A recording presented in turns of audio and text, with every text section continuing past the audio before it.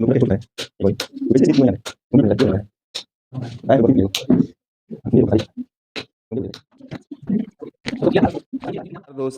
आज हम अपने बच्चों से बायोलॉजी के कुछ इंपॉर्टेंट क्वेश्चन पूछेंगे जो 10वीं की परीक्षा में आ सकते हैं। ये मोस्ट इंपॉर्टेंट क्वेश्चन है जो लगभग 60 के आसपास है और मैक्सिमम चांसेस है कि जो बायो से आपका क्वेश्चन आएगा 10वीं में इसी में से आएगा। हम बारी बारी से बच्चों से पूछेंगे, उसका वो जवाब देंगे और देखते हैं उन लोगों का कैसे प्रदर्शन रहा है। खड़ा हो जाओ, लगेगा सही, बस वो ऑप्शन बोलना है और उसका कि बोलना है कि आंसर उसका क्या होगा। तिलचट्टा में कितने जोड़े श्वसन रंध्र पाए जाते हैं या होती है? हरे पौधों में। मानव की बारी बारी से सबका बारी आएगा। तुम बताना। ऑक्सीजन का वाहक वृक्क एक तंत्र का भाग है जो संबंधित है उत्सर्जन। ठीक है, तुमको बताना है अड़हुल किस प्रकार का फूल है?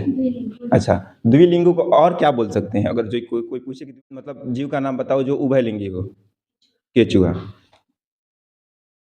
इथाइल अल्कोहल किस प्रकार के श्वसन में बनता है? अवायवीय श्वसन। तुमको बताना है आरबीसी का जीवन अवधि कितने दिन का होता है? 120 दिन। हाइड्रा में प्रजनन किस विधि से होता है? मुकुलन। मनुष्य कोशिका में गुणसूत्रों की संख्या क्या है? 46, 22, 44, 24। गुणसूत्र होते हैं मनुष्य में? 46। निम्न में कौन मानव में मादा जनन तंत्र का भाग नहीं है?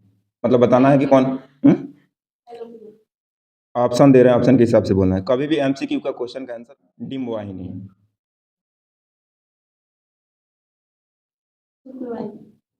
शुक्रवाई का किस में पाया जाता है? जाहिर सी बात है कि जब फीमेल का नहीं है तो भाई मेल का होगा, शुक्रवाई का। तुम खड़ा हो जाओ पहले के। तुम बताओ अनुवांशिकी के पिता कौन है? कुछ तो बिना ऑप्शन के तुमको बोलना चाहिए इसका answer. Charles Darwin, Lamarck, Robert Hooke, Gregor John Mendel. तुम बताओ अंतरा, अनुवांशिकी के पिता कौन है? Charles Darwin, Gregor John Mendel, Robert Hooke और लमार्क। अनीस खड़ा हो जाओ। The origin of species, Lamarck, इनमें से कोई नहीं, डार्विन। ठीक है। सभी जीव जंतुओं के लिए ऊर्जा का मुख्य स्रोत है? ऑप्शन के हिसाब से आंसर बोलो। ग्रह, चंद्रमा, सूर्य, कोयला। सूर्य।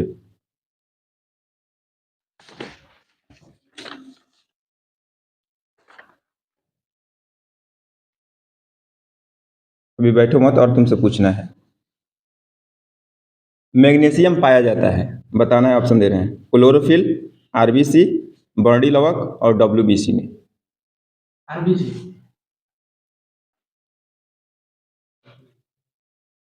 खड़ा हो जाओ अनुराग। तुम डेंटाइन, इनेमल, अस्थि और क्राउन। मानव आहार नाल का सबसे लंबा भाग है? ऑप्शन है आमाशय, छोटाए जाते हैं 3 बेस्म, 4 बेस्म, उसके बाद 5 बेस्म और 2 बेस्म। मतलब कितने चेंबर पाए जाते हैं? तुम बताओ रक्त क्या है? उत्तक, कोशिका, पदार्थ और सभी।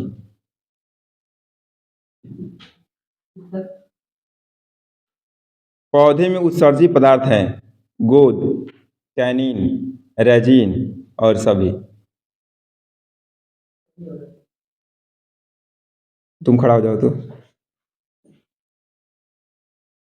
कौन सा एंजाइम वसा पर क्रिया होती है?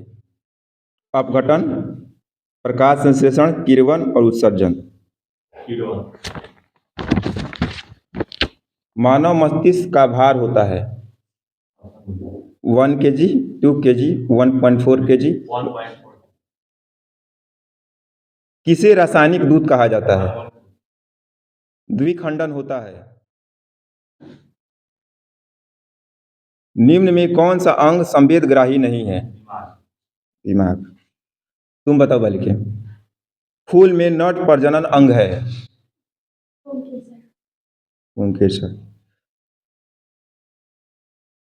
तुम बताओ अंतरा। स्त्री केसर के आधारीय भाग को कहते हैं वर्तिका, अंडाशय, वर्तिकाग्र, पुष्पासन। उसको क्या कहते हैं? वर्तिका, अंडाशय, वर्तिकाग्र और पुष्पासन। तेज बोलो, जो तुमको लग रहा है कि सही है उसको तेज बोलो। अंडाशय। आगे बताना। इंसुलिन की कमी से कौन सा रोग होता है? इसमें है मधुमेह है, एड्स, रतौंधी और घेगा। मधुमेह। संदीप खड़ा हो जाओ।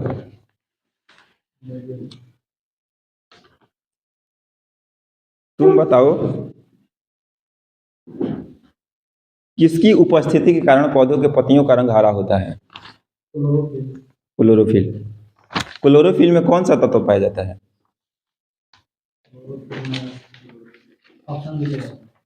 मैग्नीशियम, पोटेशियम, सोडियम और कैल्शियम। स्त्रियों में लिंग गुणसूत्र होता है एक्स एक्स एक्स वाई। खड़ा हो जाओ बाबू तुम भी। तुम बताओ पुरुषों में लिंग गुणसूत्र कौन सा होता है? X Y. हम तुमसे सामान्य क्वेश्चन पूछ रहे हैं। अगर किसी को बार बार लड़की पैदा हो रहा है तो उसके लिए कौन जिम्मेदार है, माता या पिता? किसी को बार बार लड़की अगर जन्म हो रहा है उसके लिए कौन जिम्मेदार है, माता या पिता? कौन बताएगा जी इसके जवाब? पिता। अब एक्सप्लेन करो कि क्यों पिता जिम्मेदार है। क्योंकि जो सेक्स डिटर्मिनेशन होगा वो फादर के क्रोमोसोम से होगा, मदर के क्रोमोसोम से नहीं होगा।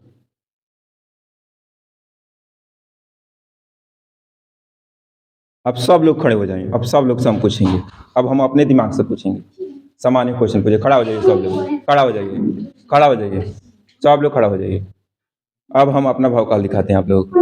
बायोलॉजी से हम कहीं से क्वेश्चन पूछेंगे। अब सामान्य क्वेश्चन आएंगे, सब्जेक्टिव टाइप के कुछ क्वेश्चन आएंगे। परागकणों का अगर एक फूल से दूसरे फूल पर ट्रांसफर हो रहा है तो उस विधि को क्या बोलते हैं? परागकण एक फूल से दूसरे फूल पर जा रहे हैं तो वो कौन सा परागण कहलाता है? स्वपरागण की पर परागण? एक फूल से दूसरे पर जा रहा है, पर परागण। Cross pollination. एक पौधे उसी पौधे पर के फूल से तो हम एक से दूसरे पर बोले हैं। पुष्प आप फूल दो चीज होता है। नहीं, दूसरा पौधा बता पर परागण। अच्छा, पौधा नहीं। ओह ठीक है।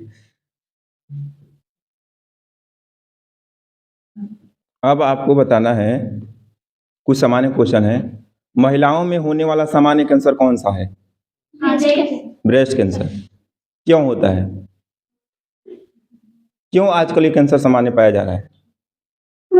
क्योंकि माताओं जो है अपने बच्चे को मिल्क फीडिंग नहीं करा रही है, इसलिए। तो मिल्क फीडिंग भी बहुत ज़रूरी है। लोग अपने पर्सनालिटी के लिए क्या करते हैं, ये सब चीज़ें नहीं करते हैं, लेकिन वो स्वास्थ्य के लिए हानिकारक है। जो चीज़ें नेचर आपको बनाई है वो करना है। कोई है जो पुरुष हार्मोन का नाम बताए, मेल सेक्स हार्मोन कौन सा है? हाँ बताओ। एंड्रोजन। कोई है? ठीक है। अब जो लोग कुछ नहीं किए हैं उनको थोड़ा सा हम स्वागत कर दें। ये गौरी, तुम कैसे टेस्ट दी थी कि तुमको नहीं याद है? तुम भी ये को नहीं बताया, ये को नहीं बताया है। बताया है तो गलती भी तो किया है वो।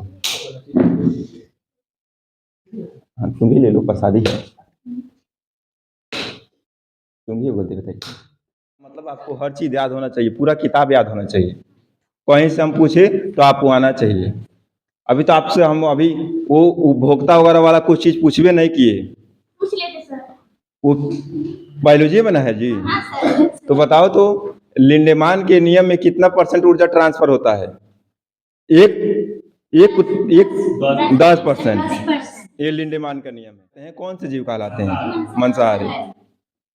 ये सब चीज़ें भी आपको फूड चैन वगैरह वाली चीज़ें याद रहनी चाहिए। सब बहुत इंपॉर्टेंट है परीक्षा की दृष्टि से। भले वो बहुत आसान चैप्टर है वो, लेकिन उससे क्वेश्चन आता है परीक्षा में, तो वो सारी बातें आपको याद होना चाहिए। अब बायोलॉजी का आपका पूरा सब्जेक्टिव पूरा ऑब्जेक्टिव याद होना चाहिए क्लियरली। और कल केमिस्ट्री में हम 3 चैप्टर पूरा सुनेंगे, पहला, दूसरा और तीसरा। पूरा ऑब्जेक्टिव याद होना चाहिए, उसके अलावा हम कुछ नहीं जानते हैं। जो भी चैप्टर डिस्कस हो गया वो आपको याद होना चाहिए कैसे भी। अब ये नहीं कि मार्ट साहब नहीं बोले हैं तो हम ना याद करके आएंगे, कहेंगे तभी याद करके आएंगे। तो हम तो ये भी नहीं कहते कि खाना खाइए, काहे खा लेते हैं। तो करके आना है, जो हम कहें चाहे नहीं कहें। आपका परीक्षा ये है कि आप मान लीजिए कल आपसे परीक्षा ले लिया जाए तो आप में उतना एबिलिटी होना चाहिए कि आप 95 नंबर के लेके आ जाए।